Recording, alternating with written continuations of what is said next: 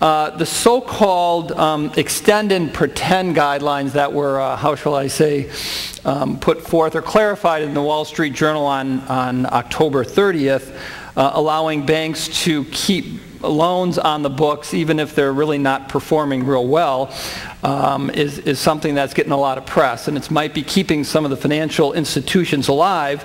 But one of the big questions is, by keeping some of these financial institutions alive and allowing them to extend somewhat, are we simply kicking the can forward? My question to the panelists is it a good idea for the government to do running this extend and pretend program, or should we be taking the hard hits today? Maria. I think that the government has to do something, and I think that kicking the can forward by a couple of years isn't necessarily a bad thing, because in 3 years we could be really in a full-blown real estate recovery. We will start to see rents pick up. We may even start to see rents pick up a little bit before that, so that will speak very well to cash flows in the buildings and then the assets that are currently in a state of distress. One other comment, going back to inflation, is that there is some thesis and some theory that inflation actually is good for real estate, because prices in real estate rise as well as all other prices. So I think I'd have to say, all in all, it's a good thing to kick this forward a few years. Great.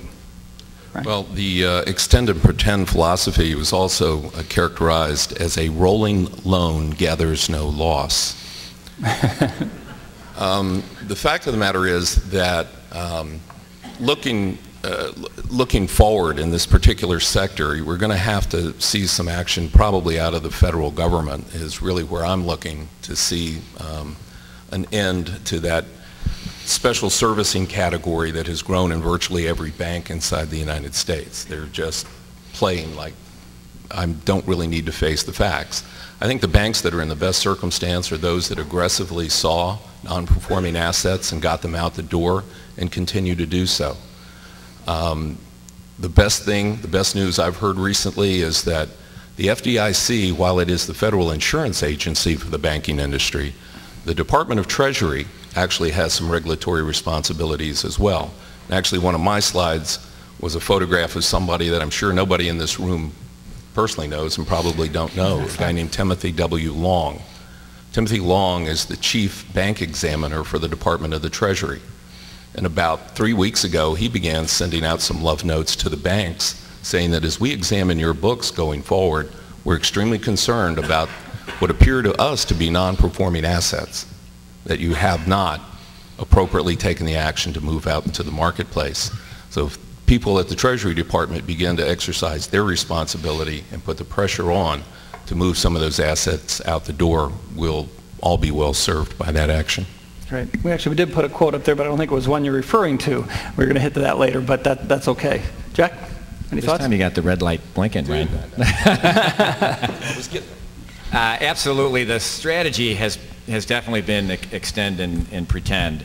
But let's talk about what that means, for the rest of us in the room here. I think in 2010 the lenders are going to be more aggressive and they're going to take more properties back. I don't think there's going to be a tsunami of foreclosures, however, but they will be more aggressive. So what does that really mean? Well, for our owner clients and our developer clients, a lot of who are in this room, I feel awful for those people that are in that situation because that's going to be painful. But for the rest of us that are service providers or vendors, again, attorneys, title company, architects, that means that there's going to be more transaction activity. When the lenders take these properties back, they're not going to sit on them. They're going to move them.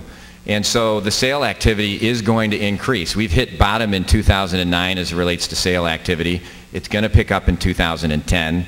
And I don't necessarily think that's a bad thing for most of us in the room.